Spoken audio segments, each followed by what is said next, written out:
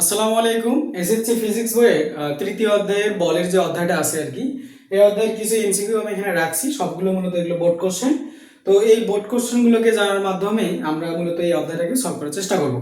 আচ্ছা, তো প্রথমে আমি রাখছি 5 কেজি ভরের একটি একটি বস্তুর বেগ 10 এমএস ইনভার্স অন হলে ভরবেগ কত?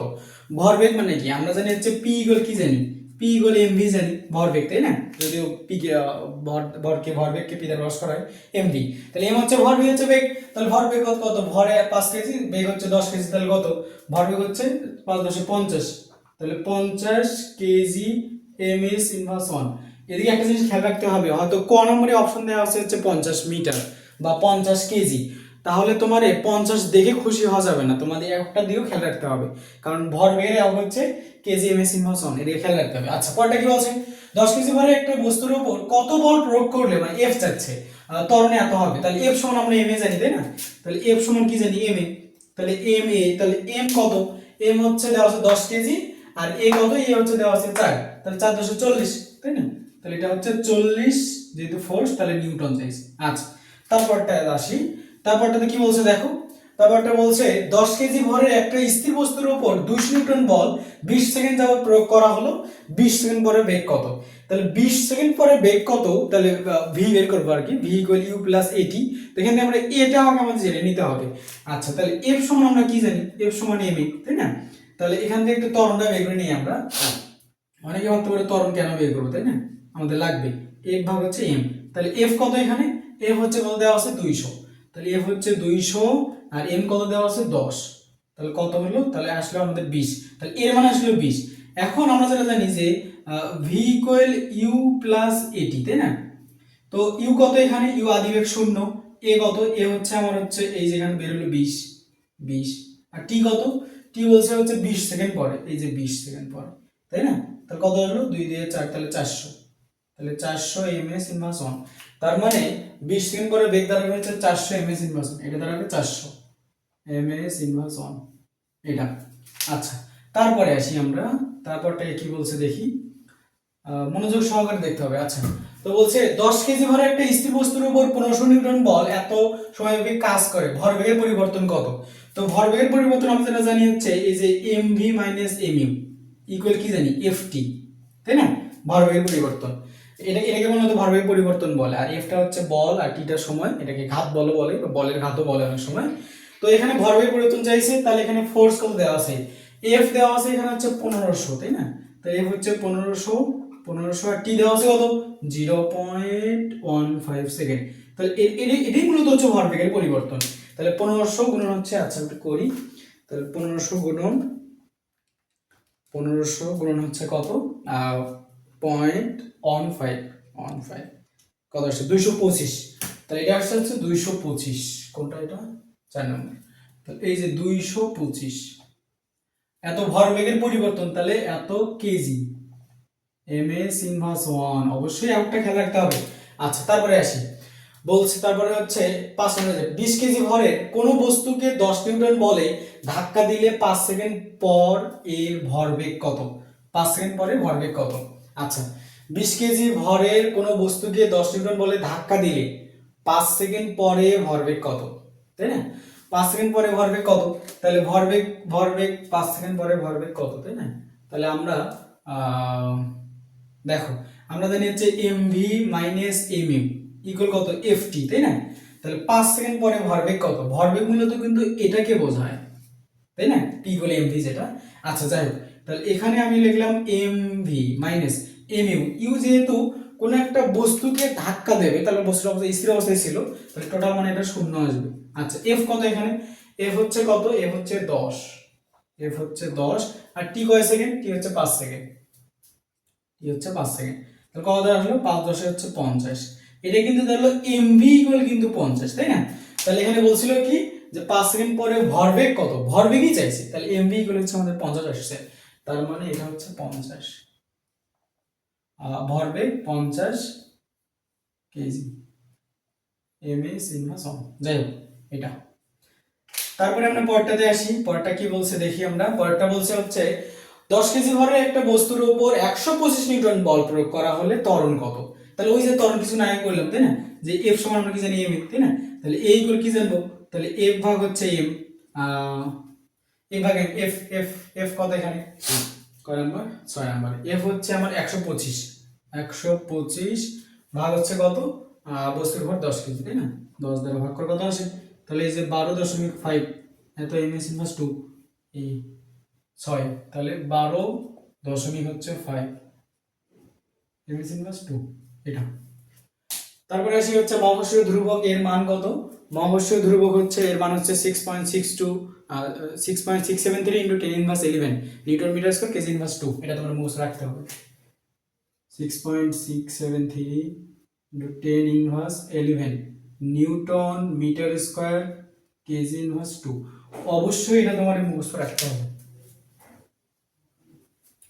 তারপরে আসি হচ্ছে 8 নাম্বারটা কি বলছে, কোন বস্তুর উপর 750 নিউটন বল 0.4 সেকেন্ড সময়ব্যাপী কাজ করলে ভরবেগের পরিবর্তন কত, তাহলে ভরবেগের পরিবর্তন হচ্ছে এটা mv মাইনাস mv ইকুয়াল হচ্ছে ft, তো এখানে f কত, এখানে f হচ্ছে 750 নিউটন গুণন t কত, t হচ্ছে 0.4, এটাকে ক্যালকুলেশন করলে আসবে হচ্ছে 750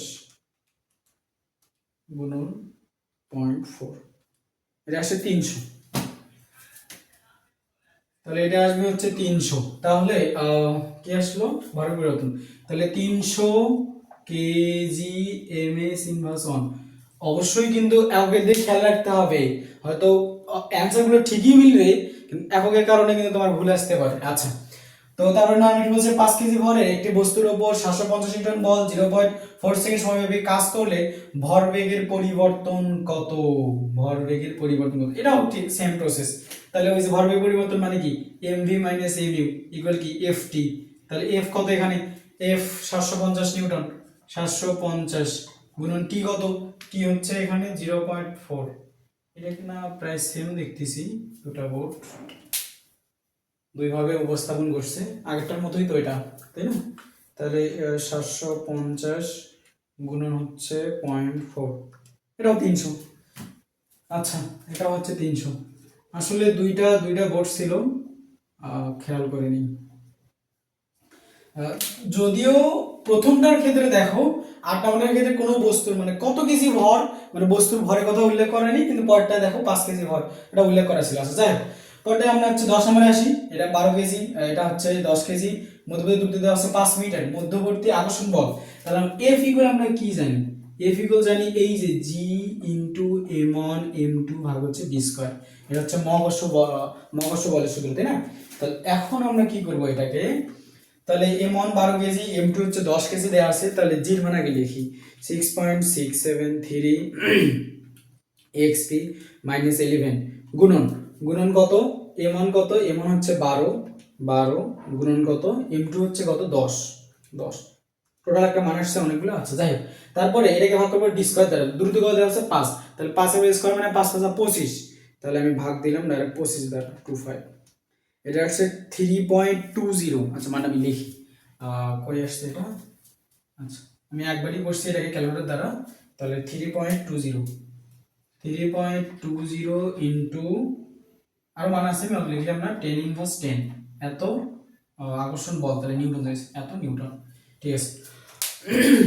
এগারোটা কি বলছে, এটা একটা 7 কেজি ভরের বস্তু, এটা একটা 5 কেজি ভরের বস্তু, এটা সামনের দিকে যাচ্ছে 6 মিটার পার সেকেন্ড বেগে এবং পরে যাচ্ছে 4 মিটার পার সেকেন্ড বেগে। আচ্ছা, বস্তুদ্বয়ের মিলিত বেগ কত, মিলিত বেগের সূত্র আমরা কি জানি, যে v equal m1 u1 plus m2 u2, তাই না, m2 u2, আর নিচে হচ্ছে m1 প্লাস m2, এটা হচ্ছে মিলিত বেগের সূত্র।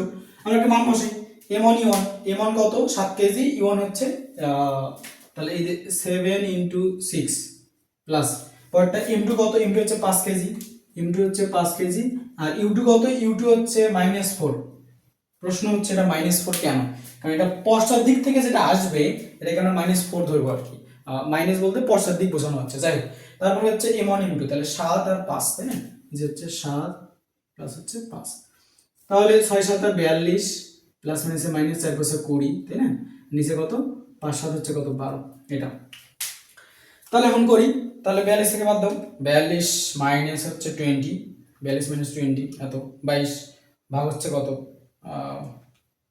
12, তাহলে 1.883, সরি 1.83 এরকম মানগুলো আছে আর কি। তাহলে আমি লিখলাম মিলে দেবে হচ্ছে 1.83, আর অনেকগুলো থ্রি আছে, যাই হোক এত বেগ MS inverse on metre per second, যাই হোক এটা।